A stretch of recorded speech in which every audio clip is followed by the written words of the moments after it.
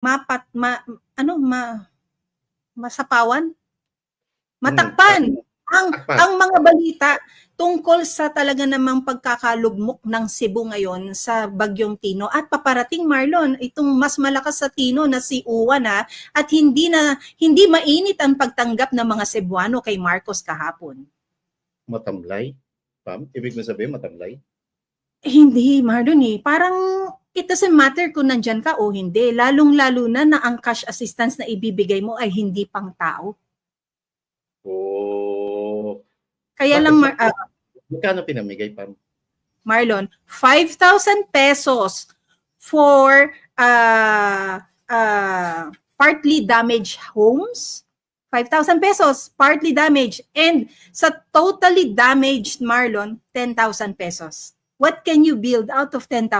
And when we saw the photos and the videos, Marlon, when we say totally damaged, Marlon, hindi nga nakatayo ang 4 na pader eh. Yeah. And talagang ransak. Nasa na yung pinamimigay nila nung nakaraang eleksyon? Diba? Bakit ngayon tinitipid nyo kung kailan may tunay na sakuna, kung kailan may tunay na trahedya, at kung kailan kailangan ng mga kababayan natin na biktima ng bagyo at lindol? Actually, Marlon, yan ang hindi nakokontrol sa comment section. Yung paghahanap nila na bilyon halaga ang kinulimbat ng mga BGC boys na tinatawag or Bulacan Group of Companies, ay contractors. O yan yung grupo nila Bryce Hernandez. And here are our kababayans in Cebu, Marlon, na nangangailangan talaga ng tulong pinansyal para makapagsimula muli. Bibigyan mo, Marlon, 5,000 pesos? Ito rin yun eh.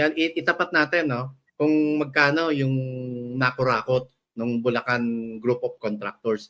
Magkano rin ba talaga ang kabuuang pondo na inilabas nyo nung nakalipas na eleksyon para mamigay kayo ng ayuda? At bakit ngayon wala kayong inire-release na ganyang kalaking pondo kung kailan naman kailangan ng sambayanang Pilipino?